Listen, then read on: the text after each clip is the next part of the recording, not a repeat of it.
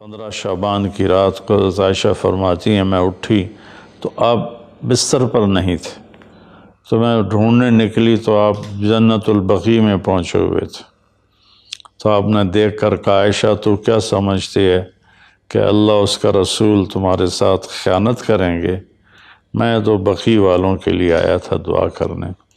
پھر آپ نے فرمایا آج کی رات وہ رات ہے جس میں اللہ تبارک و تعالی بنو کلب ایک قبیلہ ہے جن کے پاس بھیڑ بکریاں بہت زیادہ تھیں، کہا عائشہ جتنی بنو کلب کی بھیڑ بکریوں کے جسم پر بال ہیں ان بالوں کی تعداد کے برابر اللہ تعالیٰ اپنے بندوں کو مغفرت فرماتا ہے، جہنم سے خلاصی فرماتا ہے۔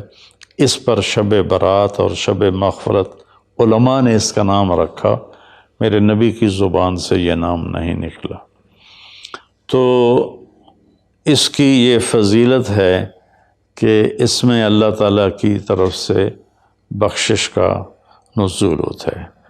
باقی یہ جو کہتے ہیں کہ اس میں فرشتہ اترتا ہے اور سارے سال کا بجٹ بتاتا ہے اور سارے سال کے واقعات، یہ کسی حدیث میں میری نظر سے نہیں گزرا۔ سورہ دخان میں فیہا یفرق کل امر حکیم کا جو آیت آتی ہے تو اس سے پہلے کی آیت شب برات کی نفی کرتی ہے، انا انزلناہ فی لیلۃ مبارکۃ، کہ ہم نے اس سے مبارک رات میں اتارا قرآن پاک۔ تو قرآن پاک تو لیلۃ القدر میں اترا ہے، تو اگر کوئی کسی قسم کے اعلانات ہوتے ہیں تو پھر شب قدر میں ہوتے ہیں، اس رات میں نہیں ہوتے۔ دوسرا یہ ہے کہ اس کے روزے اور بندگی کے بارے میں، شب قدر کی اللہ کے واسطے میری بات دھیان سے سنو، اللہ کی قسم کوئی خاص عبادت میرے نبی نے نہیں بتائی، لیلۃ القدر کی کوئی خاص عبادت میرے نبی نے نہیں فرمائی۔ حضرت عائشہ رضی اللہ عنہ نے پوچھا یا رسول اللہ اگر مجھے لیلۃ القدر نصیب ہو تو میں کیا کروں؟ کہا یہ دعا پڑھو، اللہم انک عفو تحب العفو فاعف عنی، اللہ تو معاف کرنے والا ہے، معافی کو پسند فرماتا ہے، مجھے معاف فرما۔ تو میرے نبی کی عبادت وہی 11 رکعت تہجد کے نوافل تھے، چاہے وہ شب قدر تھی، چاہے وہ شب برات تھی، چاہے وہ شب جمعہ تھی۔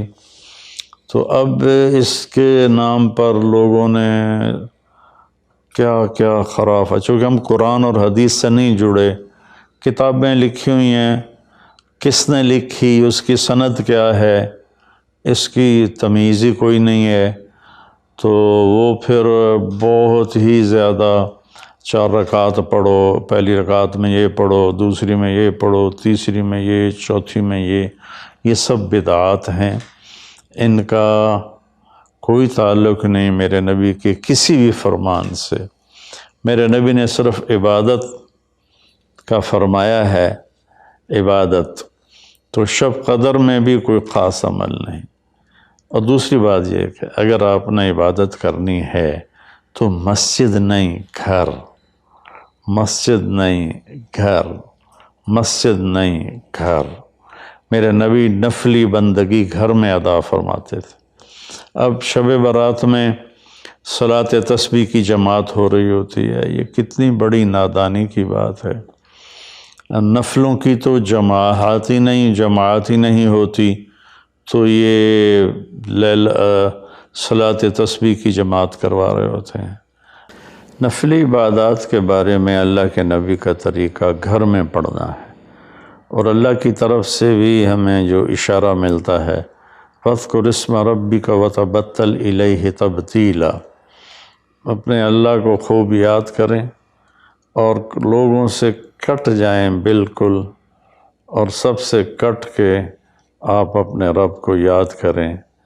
وَمِنَ اللَّيْلِ فَتَهَجَّدْ بِهِ نَافِلَةً لَكَ عَسَىٰ أَن يَبْعَثَكَ رَبُّكَ مَقَامًا مَحْمُودًا فَإِذَا فَرَغْتَ فَانْصَبْ وَإِلَىٰ رَبِّكَ فَارْغَب ان ساری آیات کا خلاصہ یہ بنتا ہے کہ نفلی عبادات سنتیں بھی ہوں گھر میں پڑھو، اور خاص طور پر جو ایسی راتوں کی عبادت ہوتی ہے، مسجدوں میں اکٹھے ہونا اور اس رات میں جھنڈیاں لگانا، پھر آتش بازی کرنا، یہ آتش بازی تو بالکل ہی اسراف ہے اور خرافات ہے۔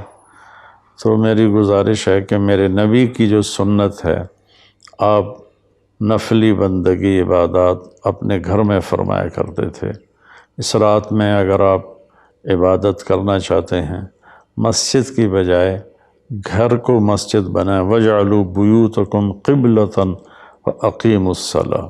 اللہ نے بنی اسرائیل سے فرمایا اپنے گھروں کو مسجد بنا لو اور نمازیں قائم کرو۔ تو ہم بھی اپنے گھروں کو خالی نہ چھوڑیں، اس میں ساری فیملی اکٹھی ہو کے نوافل کا اہتمام کرے۔ مسجد فرائض کے لیے ہے اور نوافل کے لیے گھر ہیں۔ تو امید ہے میری اس بات پہ آپ غور فرمائیں گے، ناراض نہیں ہوں گے۔